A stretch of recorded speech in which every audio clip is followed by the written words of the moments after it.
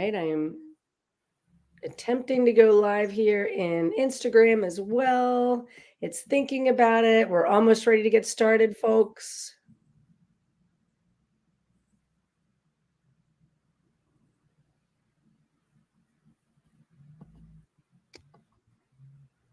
I believe we are good. Okay.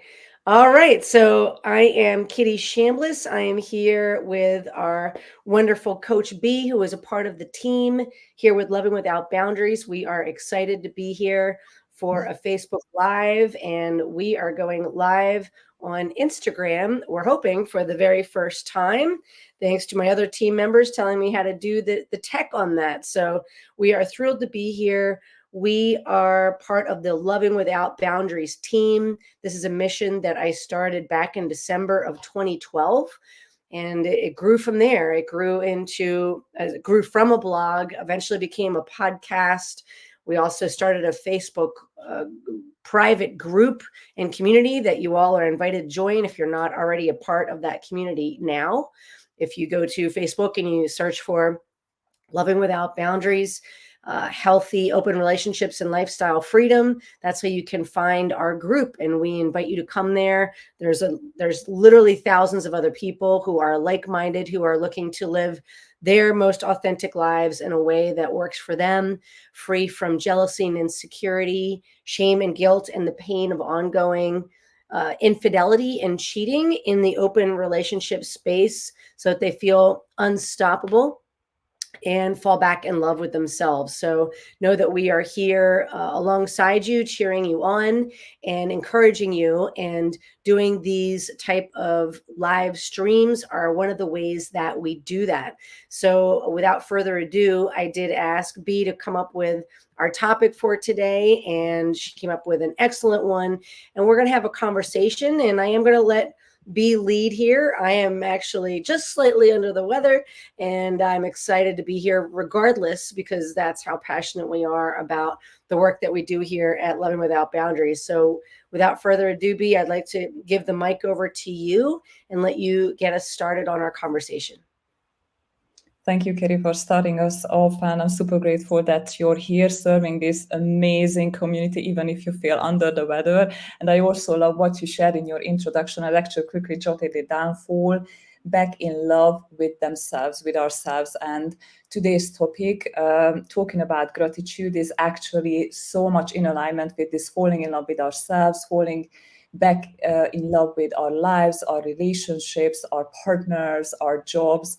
So talking about gratitude can have like a really widespread positive impact in our life if we understand what it is and why does it matter. So when it comes to consensual non-monogamy, you all know that this can be like a real roller coaster ride. So we might be facing our very worst fears: fear of rejection, fear of being judged, fear of being abandoned on a daily basis. And if we let the brain run on autopilot, it can be incredibly easy to really spiral down into anxiety, sadness, powerlessness, anger, frustration, or really just run with the very worst case scenarios. What are the worst things that can happen in a quickly changing and uncertain situation? Plus, sometimes, especially in longer term relationships, we might not notice that we start taking things for granted: our partners, our metaphors, our lifestyle.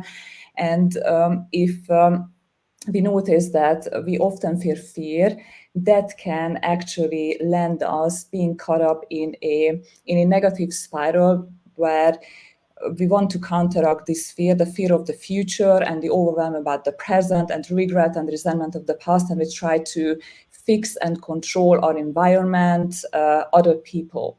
And this is a very, very energy consuming process. And it's also very much a futile effort, because the one thing that we have control over is our responses, our internal life. So gratitude, really stepping into that space of gratitude, can help us to redirect that energy in a very positive way and create an empowering mindset, empowering emotional states for ourselves. And sometimes, because we are so caught up in fears and overwhelm, in this lifestyle, it's really easy to overlook how our focus determines our emotional states and how our body feels. So I want to invite you to do a very, very brief self-awareness exercise with me, either while you're listening or at a later time. So, first, for a very brief moment only, think about all the things that are not working in your life, all the things that you don't have, all the things that are not available. And while you think about this, while you start allowing all of these thoughts coming up, like this is not working, the car broke down, I feel unseen by my partner, I don't love my job. So why you keep having these thoughts, notice what's happening in your body. What is it that you feel? Is it is it maybe a knot in your stomach? Is it something in your throat? Does it feel comfortable? Do you feel like alive, or is it more like a pace of you contracting, and it's a place of discomfort? And now, briefly switch into what's working well in your life. What is it that's available, that you can say thanks to, that you can appreciate? And while you ground yourself in that experience, again, notice what's happening in your body. What are the emotions? What are the body sensations that are coming up? Can you notice the difference between when you focused on what's not working versus when you focus on what is working? So with this, we can really demonstrate to ourselves. It's a really brief exercise. It's basically under a minute. How much where we focus our attention changes how we feel about our life and our relationships. And I'm no exception from these spiral downs and running with the worst case stories, or even finding difficult to do a gratitude practice. And I want to share something with you, which is a vulnerable share, but I'm very happy to share. I'm very happy to be an open book. So when I first encountered the practice of gratitude, I was like, no, I don't understand this. Why should I do that? I could list like 50 or 100 reasons why I'm not grateful right now, why I don't appreciate my life, what are the things that I'm missing. And I really was defiant toward this concept, like, no, my life is just not working. I'm not going to be grateful. It's not helping me at all.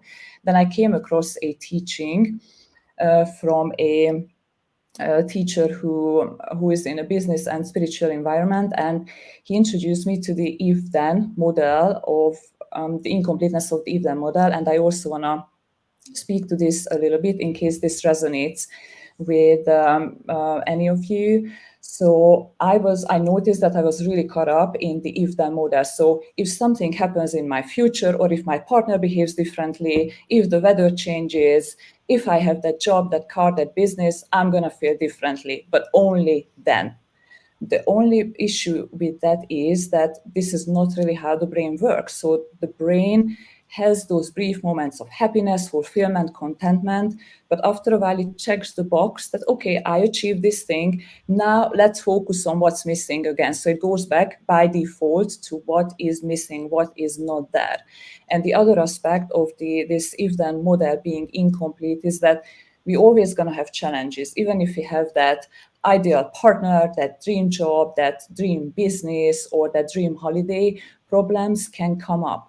And this particular teacher said that, okay, while these problems come up, how do you want to feel? Do you want to struggle it through, or do you want to show up with a sense of capability, able to cope, or even enjoying the process and taking the gifts? And the other thing is, if we don't learn to appreciate the things that we are having in the now, there's no certainty that we're going to be able to do that in the future, whatever comes up in our future, because we lack that particular skill set, focusing on what's available. And even if I have the better car, the better house, the different relationship, if I left my brain unchecked, it's still going to point out all the things that are missing and are not working. And the fourth aspect of this if-then model I want to mention is that why wait? So why wait for something in the future to help us feel better? Why not create it intentionally? Why not refocus that energy from the fear, from the worst case scenarios, what can happen, what can go down in our relationships, why not create something more empowering where we can show up differently in our relationships. I hope that you find some of this helpful, and that exercise can really help you see that how much where we put our focus matters. So I want to speak a bit into, but I want to check in with you, Kitty, if you have anything that's coming up for you. Yeah. I really, really appreciate the conversation and you sharing those different models, including that if then model in service to the community. And I love this topic. And what I will add here is I'll share a vulnerable story as well, that in terms of my own journey, very briefly, I often joke around that I'm a recovering Catholic. So I had a lot of shame and guilt to shed around that. And I also became a serial monogamist early on, and then a serial cheating monogamist. I was cheating for the first 12 or 14 years of my dating life, my adult life, and I just was not able to adhere to traditional monogamy. And I used to think there was something just seriously wrong with me, and I didn't know what it was. And I ended up struggling through depression and self-loathing as I was trying to figure that out, like why could all my friends and family settle down into monogamous relationships and start to have children and go down that path. And I was having so much difficulty. And I really struggled. And what I want to share is what turned it around was realizing exactly like B was saying, I was focusing my energy on all the things that I had lost, because I also went through a period where I did eventually try to start a family with my now husband, who also had a past of infidelity. And we eventually did get married. And when we got married, we simply wrote our own vows and left out the forsake all others there in terms of our consensually non-monogamous journey. And that we were going to decide what our future looked like in a way that worked for us, regardless of what society and other people and religion and all of that was telling us to do. However, we went through some really tough times. We went through infertility and really struggled to start a family. And I went through, as I said, depression. And I realized I kept focusing on what I had lost, what I did not have in my life. And that was causing me to just keep spiraling down and stay stuck there. And I didn't know if I was ever going to get out. I struggled with depression for about 5 or 6 years. And it wasn't until I was actually talking to, honestly, a potential love interest. We were just having a conversation online. And it was something that he said to me, and it just, a light bulb went off. And I just thought, why in the world am I allowing myself to focus on everything that I've lost when I have so much that's going great in my life as well? I live in a beautiful home in a lovely neighborhood. My husband is amazing. And I had another partner as well. And so there was just so many things I could choose to focus on that were going great. And, I love my cats. I could build family in an untraditional way. That's another way to build family. And once I got grateful and really, truly, intentionally lean into gratitude, that is when everything started to turn around for me. So literally the attitude of gratitude and cultivating that type of abundance mindset, it can change things around very quickly. And it literally saved my life. No joke. Then I could tell more about that, but I don't need to go any further than that. But I will let you know that when we work with our clients, this is a very large component that a lot of times people lose touch with, that sense of wonder and excitement and gratitude for the things that they have in their lives. And that can take us out and take us into scarcity mindset, which can lead to all sorts of things, whether that's jealousy or insecurity or low self-worth or depression. And if you are going to live some sort of a consensually non-monogamous life, it takes a lot of courage. It takes a lot of guts. And a lot of times it can mean being around a tribe of other people or working with a mentor or a coach so that you have somebody in your corner who is reminding you of these really important things, including leaning into gratitude. So I'm really excited, B, that you brought up this topic, and I'll go ahead and give the mic back to you. But I love to share vulnerable stories so that people get to know us, see that, these are relatable situations that anyone can understand, and there is a way out. I like to say that pain is inevitable, but suffering is optional. So gratitude can be a way to lift you up and out of some of the stuck places that you may find in your life, especially when we're talking about coloring outside the lines of heteronormative monogamy. So I'll give the mic back over to you, B. Thank you so much for sharing this vulnerable story, Kiri. I always learn some new details of you, and I really appreciate the teachings as well. And also, what I want to highlight from your show, like it was full of gold.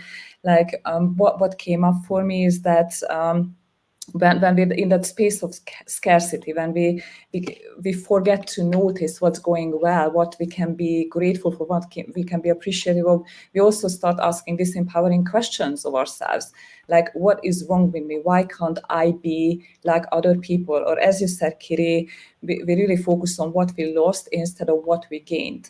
And a quote that I'm pretty sure that I can't quote verbatim here. I believe it's from Joe Dispenza. It's the decision that we can make around if we want to be a record of a past or the pioneer of our futures. And if we are in that scarcity mindset and we keep looking at our past with resentment, for example, and even with the present, and frustration and anger versus seeing everything that we've been through as capabilities and skills, doing the latter, like seeing the capabilities and skills, can really transcend our life experience to see the gifts in the situation. This is one of my favorite questions, Kiri, that what's the gift in this situation? And that instead of those questions that what's wrong with me, why can't I be like others, can be really powerful. So I invite you all to experiment with this question. What is the gift? What might be the gift in this situation? What might have been the gift that I can take away from what I've been through? And even if I'm saying this, I feel different energies in my body. So I'm really glad that we're talking about this topic. And I really want to talk about a little bit the relational effects as well. If we're in that contracting place, if we're focusing on what is lost, what's not working, that's going to affect how we perceive our partners, our relationships, and also how we show up in our relationships. It's going to be more like we're constantly going to show up with an emotional deficit on our bank account, trying to do our very best, yet we just don't have the resources, we don't have the energy, we don't have the expansion to confidently communicate about our boundaries or needs, to be really transparent, to stay present in conversations. And sometimes, sadly, this place of contraction and scarcity can turn into blaming as well. Like we project our internal world on the outside. But once we start noticing that we can really charge up or fill up that emotional bank account with gratitude, with appreciation, we're gonna show up differently with our partners as well, noticing how they are winning too. And that can help them feel appreciated and motivated as well to show up as the best version of themselves. So with stepping into gratitude, we can really take the very first steps, like when we're dancing with someone else, take the first steps and see that we start ending up in a very different cycle with each other, where there's cooperation, where there's increased satisfaction, resilience, there's trust and teamwork as well. So it's really a beautiful place to be. Gratitude. Yeah, thank you for sharing that in terms of also how it can show up in relationships. So that is that's so important, especially when we are talking about this to our community at Loving Without Boundaries. So I really appreciate this topic. And what else comes to mind that you want to share? Should we start talking about if people are needing support, what that would look like, or where would you like to take the conversation be? Yeah. I'm ready to start wrapping up. Oh, I was saying sorry about that. My internet connection might be a little bit unstable, but I would say where would you like to take it next? Should we start talking about how to find ways through this, including potentially finding the right mentor for you, or where would you like to take this next? Oh yeah, absolutely. So I really wanna say that this gratitude mindset and embodying that as well is a skill set that can be cultivated. We can really transcend our life experience with accumulating how we are winning, how our partners are winning, and what can help us to achieve that is learn to do, for example, daily gratitude practices in a way that we are conditioning it into our body. It's way more than just a feel good place that I feel great for 5 minutes. It takes also commitment to notice these little things where we're winning and do it really consistency. So consistency is absolutely key, and it's also key that we do more than listing certain things that we are grateful for. It's important that we feel that in our body. And what can be really important, especially in this really challenging and also very beautiful lifestyle, is to infuse our everyday moments, all of the aspects of our life with gratitude. So not only focus on certain aspects of our lives, but really make sure that we make our whole experience be intertwined with gratitude. And sometimes, yeah, we might need some guidance to do that. Someone who, and I really love this, Kiri, I heard this from you, that sometimes we need someone else to read the label on the jar that we're in, because when we're in the jar, and that happens to me as well, it just happened this weekend as well, that someone else outside of me helped me see something, a great question, a thought, hearing about someone else's experience, or someone who's an expert of changing mindset, changing body sets, can maybe with just one sentence or a few questions help us shift from scarcity mindset and really lean into gratitude practice. And this is, as I said, not simply a practice. I want to highlight that an abundant life starts with an abundant mind. And how we experience life, those emotions that we feel, greatly determine our life experience as well. And we sometimes need to put in the work to move away from old patterns and move away from what is default in our nervous system. And that can be a delicate and sometimes scary process as well, because we are reconditioning decades old patterns. And sometimes that safe container, whatever the containers look like, if it's a counselor, it's a therapist, if it's a coach, if it's a community, that can really help us to create some self-awareness around where are we stuck in that scarcity mindset, what are the thoughts, what are the beliefs that we keep ruminating, and how to shift that around so we can have a completely different life and relational experience. Thank you for that, B. Yeah, I can't stress enough how important this is, especially when we're talking about moving from a scarcity mindset where low self-esteem, jealousy, and insecurity can live and wreak havoc inside a multiple relationship structure, and shifting over into an abundance mindset. So this is definitely something that we work with our clients with all the time. And there's lots of tools and strategies and techniques that we do work with our clients in order to help create that shift. And it doesn't happen overnight. You know, it's cultivated over time. Just like when we go to the gym, you're building that muscle. You don't go to the gym one time and expect to lose 20 pounds. You've got to keep going and putting in the work day in and day out to see the results at the other side of the rainbow, so to speak. So learning how to cultivate that, build that momentum, that consistency in all aspects of life, including when we're talking about the challenges, as well as creating the rewards in coloring outside lines of heteronormative monogamy. So thank you for the topic, B. If this is resonating with you, and if you, like I said, that quote earlier, pain is inevitable. We're all going to experience pain in our lives in some way, shape, or form. but suffering is optional. So if you realize that you are needing support, you do feel like you're suffering, trying to figure out how to move from any like damage or destruction that's happening in your relationships, either with your loved ones or even to yourself, inside of yourself, and you realize that you do want to work with a mentor and a coach and start to compress time, as we often say around here, have somebody guide you through this whole process step by step, and be among other like-minded people who are on a similar journey. If that is you, I invite you to book a call and book a free breakthrough session with me. You can do that by simply going to this link that I'll read aloud here. It's lovingwithoutboundaries.com/apply. When you go to that link, it simply takes you right into my calendar. Just find a time slot that works for you. There will be a brief form that you'll need to fill out just to set us up for success and give me some context for our conversation, so that once we're on that call, we can hit the ground running. That's what B did over 3 years ago now, and her life is completely transformed as a result. And now she's part of the team, which is just such an honor and a privilege to have her here.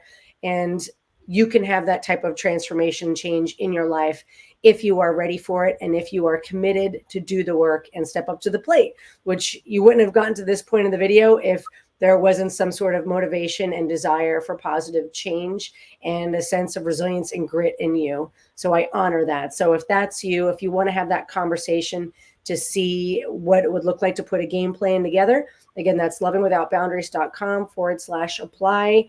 And I would definitely love to have a really honest and forthright conversation with you, so that I can see where you are, get to know you. And if I believe I can help, we can talk about what that would look like. And if it's not me and we're not a fit, I will let you know that, and I will do my level best to steer you in the best direction for you, so that you do get the support that you need and get a lot of clarity on that call. So any other parting thoughts, B, that you'd like to add? Yeah, I love that. You use the phrase to compress time. This was what helped me back then when you first mentioned that, and it is absolutely possible. So I want all of you to know that you absolutely deserve to have your best life, to live that, and to have those relationships that where you feel fulfilled and satisfied, that also have longevity, if this is what you want. And if you're sick and tired of struggling, know that there's a way to compress time. And sometimes, yes, it can take to raise our hands and say that I actually want to have some guidance with creating that winning combination of state, my story, and strategy to create my best life, and starting from now, because I had enough and I'm ready for the next level. I'm ready for my next best season. Yes. And I just saw, this is the first time we're going streaming live on Instagram here. And I actually just saw a comment be from, I might say the name wrong, but Ravij. And it says, can you talk about how to make sure we satisfy both partners without getting stressed out? I'll just touch on that briefly, but that'll be a longer topic that B and I could do another Facebook Live, or I can address in a separate topic. But just briefly here, what I will say is that would come down to understanding how to set some healthy boundaries around yourself and your own self-care. So remembering that first there's you. You're the first person in the center of your world, and it's important to understand that you practicing your own self-care is paramount. Just like when we go on a plane and they tell you to put your oxygen mask on first before you help other people, the same goes here when we're talking about multiple relationships and any healthy relationship. It's important for you to figure out, what do you need to be the best version of you, to make sure you're getting adequate sleep, adequate support in your life, and make sure that you're taking care of that, whether that's meditation or exercise, or making sure you're getting 7 hours of sleep, whatever that is for you, and understanding how to set healthy boundaries around that and communicate that in compassionate and respectful ways to your other partners, so that you're setting those expectations, so that they know that you're going to it'll help them to feel safe as well, so that they know that you're going to take care of yourself first, and that when you are with your other partners, you can be fully present because you have done those other things first. So I would say that's a lot of self-awareness and self-discovery that needs to happen first. And we do a lot of that work with our clients so that you know how to figure out what are your values, what are your boundaries, how do you communicate that in healthy ways to your loved ones. But this is all absolutely possible. But thank you for your note there on Instagram. I really appreciate that. And we can also highlight a future Facebook Live to make sure that we answer that in more detail. So, but I appreciate the engagement there as well. So thank you again, B, and thank you all for listening. We're going to be doing a lot more of these Facebook Lives, including streaming them out to other places in other social media, because these messages are so important to get out there. We're seeing an incredible uptick in people who are very curious about how to be in healthy relationships, especially when coming outside the lines of monogamy. And we know this is a need that needs to be filled, and we aim to fill it. So if you are following us, that's great. If not, make sure you hit the follow button or come join us in our Facebook group. If you go on Facebook and you search Loving Without Boundaries, Healthy Open Relationships and Lifestyle Freedom, we have an online community there. There's also my podcast, Loving Without Boundaries. And if you are seeing this on Instagram, please make sure to follow us so that you can see all the different topics that we will be addressing, including what the wonderful person put on that comment there in Instagram. So thank you for that. And thank you for engaging with us. All right. Thank you so much. Bye-bye. Bye.